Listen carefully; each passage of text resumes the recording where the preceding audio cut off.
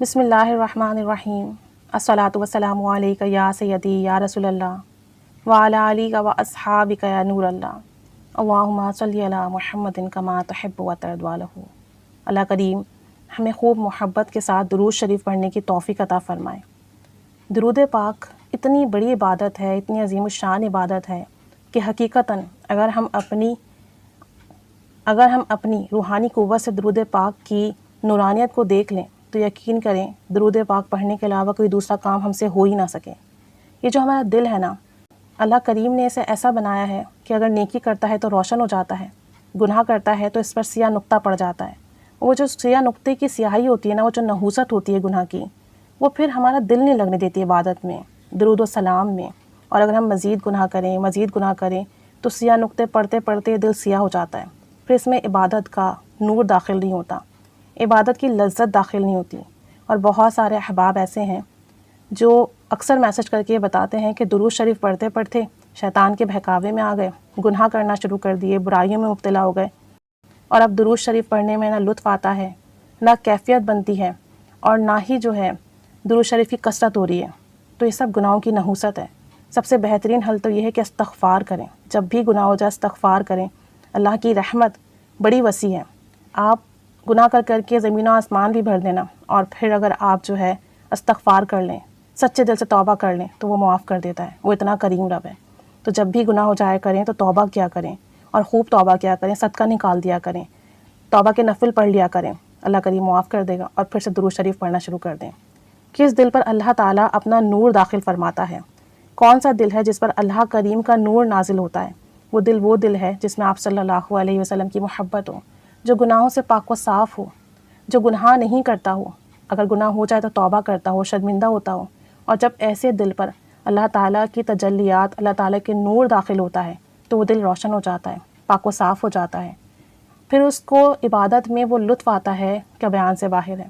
اب یہ دل پاک و صاف کیسے ہو؟ سب سے بہترین طریقہ تو یہی ہے کہ گناہوں سے بچیں۔ پھر بھی گناہ ہو جاتے ہیں تو استغفار کی کثرت کریں، اور ایسے لوگوں کے ساتھ بیٹھیں جو اچھی بات کرتے ہوں، علم کی بات کرتے ہوں، نبی رحمت صلی اللہ علیہ وآلہ وسلم کی محبت کی بات کرتے ہوں۔ اس سے دل کو بڑی تقویت ملتی ہے، کیونکہ یہ دل جو ہے نا، یہ ایک ایسا حصہ ہے جسم کا کہ اگر یہ درست ہوگا تو تمام اعمال درست ہوں گے، اگر یہ بگڑ گیا تو سارے اعمال بگڑ جائیں گے۔ تو اس دل کے اوپر کڑی نظر رکھا کریں، نفس کی بہکاوے میں نہیں آیا کریں۔ نفس ہمارا کھلا دشمن ہے، شیطان ہمارا کھلا دشمن ہے، وہ چاہے گناہ کو جتنے اچھے طریقے سے آپ کو دکھائے، آپ نے اس طرف نہیں جانا۔ اور پھر بھی گناہ ہو جائے تو رب کریم بڑا کریم ہے، معافی مانگیں، توبہ کریں، شرمندہ ہوں، روئیں، وہ معاف کر دے گا۔ اور جیسے ہی وہ معاف کرے گا، جیسے ہی آپ روئیں گے، جیسے ہی آپ کی آنکھ سے ایک شرمندگی کا آنسو گرے گا، اس دل پہ لگا سیاہ نقطہ خود بخود دھل جائے گا، صاف ہو جائے گا۔ تو اپنے دل کی حفاظت کیا کریں، تنہائیوں میں فضول سوچوں کی حفاظت کیا کریں، آپ نہ سوچا کریں فضول باتیں، ایسی باتیں جو گناہ کا ارتکاب کرنے پر آپ کو اکسائیں۔ اپنی تنہائیوں کو پاک و صاف رکھیں۔ سب سے بہترین طریقہ یہ ہے کہ ایسی محفل میں بیٹھیں، ایسے لوگوں کے ساتھ بیٹھیں جو اچھی بات کریں، آپ کی صحبت اچھی ہو۔ جب صحبت اچھی ہوتی ہے تو تنہائی بھی اچھی ہو جاتی ہے۔ موبائل کا ایکسیس یوز نہ کریں کہ جب آپ ایکسیس یوز کرتے ہیں، سرچنگ کرتے ہیں، تو پھر فضول چیزیں سامنے آتی ہیں اور پھر دل اس طرف مائل ہو جاتا ہے۔ تو دل کو آپ جتنا صحیح رکھیں گے نا، اور جتنا پاک و صاف رکھیں گے، اتنا ہی بہتر ہوگا۔ ذکر اللہ کیا کریں، اللہ کا ذکر کیا کریں، صبح اور شام کیا کریں، ذکر خفی قلبی کریں، اللہ کے نام کی چوٹ، اللہ کے نام کی ضرب اپنے دل پر لگایا کریں۔ اس سے دل سے گناہوں کی سیاہی مٹتی ہے، دل کی غفلت ختم ہوتی ہے، شیطان اور نفس کے وار کمزور پڑتے ہیں، اور دل جو ہے نا عبادت میں اچھا محسوس کرتا ہے، چستی آتی ہے، پھرتی آتی ہے، سستی ختم ہو جاتی ہے۔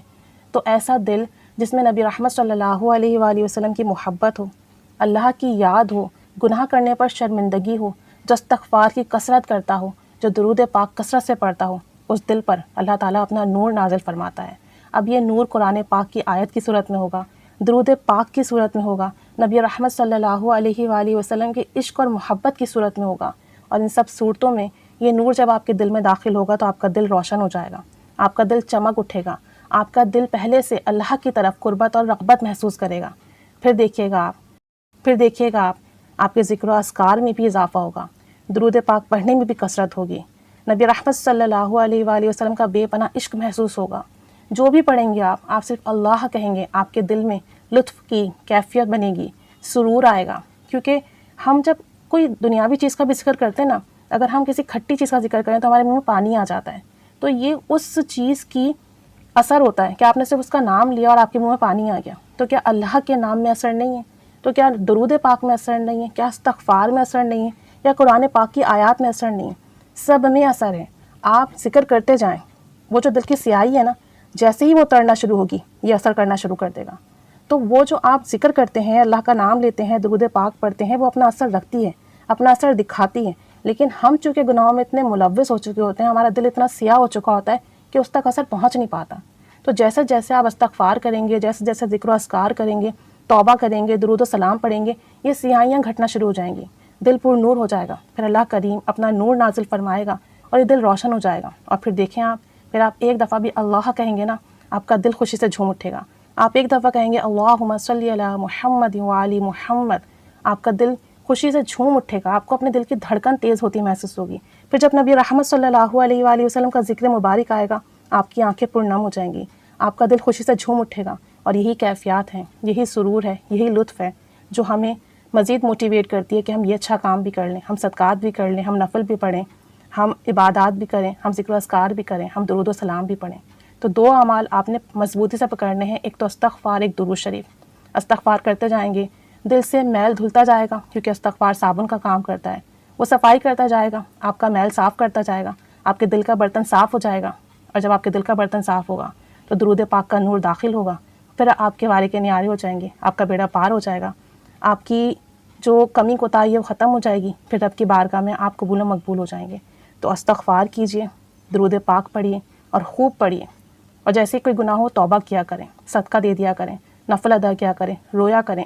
اس سے آپ کی بارگاہ الہی میں مقبولیت ہو جائے گی انشاءاللہ تعالی. اللہ کریم ہمارے دلوں کو اپنے نور سے روشن کر دیں، ہمارے دلوں کو پاک و صاف کر دیں، ہمارے دلوں کا میل دھو دیں، اور ہمیں خوب درود و سلام پڑھنے کی توفیق عطا فرمائے اور ہمارا پڑھنا قبول و مقبول فرمائے. آمین بجاہ النبی. آمین. صلی اللہ علی محمد صلی اللہ علیہ وآلہ وسلم. اللہم صلی علی محمد کما تحب و ترضی عنہ.